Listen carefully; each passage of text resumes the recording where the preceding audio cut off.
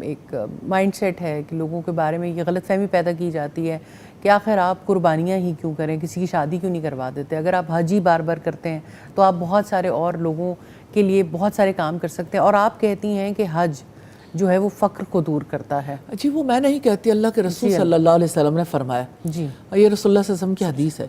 آپ یہ دیکھیے کہ جہاں تک مائنڈ سیٹ کا تعلق ہے تو لوگ اسے اپنا حق سمجھتے ہیں کہ کسی بھی طرح سے اللہ سبحانہ تعالیٰ کے تعلق سے ہٹا دیں۔ آپ یہ دیکھیں کہ ایسا کیوں نہیں ہوتا کہ لوگ کہیں کہ اتنی زیادہ شادیوں میں فضول خرچی ہوتی ہے، ڈیلی میلز کے اوپر اتنا پیسہ لگتا ہے، اتنا یعنی ایک ایک فوڈ پر لوگوں کی جو ایکسپنس آتا ہے۔ آپ یوں دیکھیے کہ سب سے زیادہ ترقی تو ریسٹورنٹس کی ہو رہی ہے، کھانے پینے کی۔ بالکل ایسے جس یعنی کمفرٹ کو یا لیئر زندگی کو جو ہے وہ آپ اگر چھوڑنا بھی چاہیں تو آپ کے لیے مشکل نہیں ہے، لیئر لائف سٹائل کو، تو اس میں یہ دیکھیں کہ آپ اپنے کھانے کو سادہ کر لیں، لوگوں کی ہیلپ کر دیں۔ آپ جو ہے وہ ریسٹورنٹس پہ جا کے اتنا پے نہ کریں تو آپ جو ہے وہ یعنی اس کی وجہ سے آپ غربا کی خدمت کر لیں۔ میں یہ نہیں کہتی کہ آپ کو اچھا کھانے کا حق نہیں ہے، آپ کو حق ہے، آپ جا سکتے ہیں، لیکن جب آپ یہ بات کریں گے نا کہ آپ حج کرنے کی بجائے، بار بار عمرہ کرنے کی بجائے، بار بار یعنی قربانیاں کرنے کی بجائے آپ اس سے غربا کی خدمت کر دیں، تو غربا کی خدمت کرنے کے لیے آپ اپنے لائف سٹائل کو چینج کیجئے۔ لائف سٹائل میں چینج لانی چاہیے، آپ سادگی اختیار کریں۔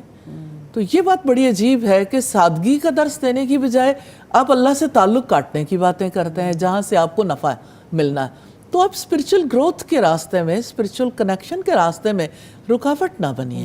بے شک حج ایک بار فرض ہے، لیکن یہ تو اللہ تعالیٰ جس کو چن لے اور اس کو بار بار جانے کی اور یہ توفیق بات دے۔ آپ کی بڑی ٹرو ہے کہ سوسائٹی میں بات ہی یہی ہوتی کہ آخر ایک دفعہ حج کر لیا فرض تو ایک بار جی جیسے یہ مہینہ بار بار قریب جانے آتا ہے، کی کیوں ضرورت ہے؟ یہ والی بات جو ہے ایک طبقے میں بہت زیادہ اٹھائی جاتی ہے اور اس کو باقاعدہ کیمپین بنایا جاتا ہے، تو آپ نے کیونکہ گفتگو کی تو مجھے لگا کہ یہ موقع ہے کہ اس کے بارے میں اور زیادہ کلیئرٹی ہو جائے۔ جی بالکل، یہ خاص طور پر حج پہ جانے والوں کے لیے ایک کیمپین ہوتی ہے، عمرہ پر جانے والوں کے لیے کہ وہ یعنی اگر فرض حج ادا کر رہے ہیں تو نفلی حج ادا کرنے کے قابل نہ ہو، نمبر ایک۔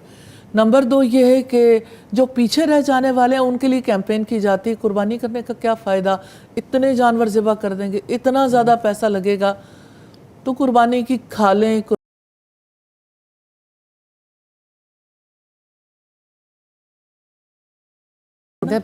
اور آپ یہ دیکھیں تو اس کی وجہ سے چینج کتنی بڑی آتی، اتنی بڑی منڈیاں لگتی ہیں، کوئی جانور پال رہا ہے، کوئی جانور بیچ رہا ہے، کہیں پہ جانور جو ہے وہ ان یعنی ایکسپورٹ امپورٹ کا سلسلہ بھی یا جاری رہتا ہے۔ پھر جانوروں کے حوالے سے جانور ذبح کرنے والوں کو کتنا فائدہ ملتا ہے۔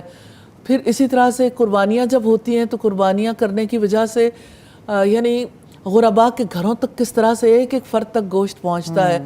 اور پھر آپ اس بات کو بھی دیکھیے کہ آپ کی قربانیوں کی وجہ سے لیدر انڈسٹری کو کتنا زیادہ نفع پہنچتا ہے۔ تو اگر آپ پیچھے جائیں ٹرانسپورٹیشن کے حوالے سے، یعنی ایک ایک فیلڈ میں دیکھیں تو پوری اکانومی حرکت میں آتی ہے۔ آپ کہہ سکتے ہیں کہ حج کی وجہ سے حج نہ ہوا تو یہ ہو جائے گا۔ اب سعودیہ میں جتنے لوگ حج کے لیے پہنچتے ہیں، عمرے کے لیے پہنچتے ہیں، ان کی اکانومی بہت زیادہ یعنی اس کی وجہ سے سٹرونگ ہے، حج کی وجہ سے، عمرے کی وجہ سے۔ تو یہ ہے کہ یعنی ساری سوسائٹی میں چینج لانے کا ذریعہ اللہ سبحانہ تعالیٰ سے ڈسکنیکٹ ہونے کو نہ بنائے۔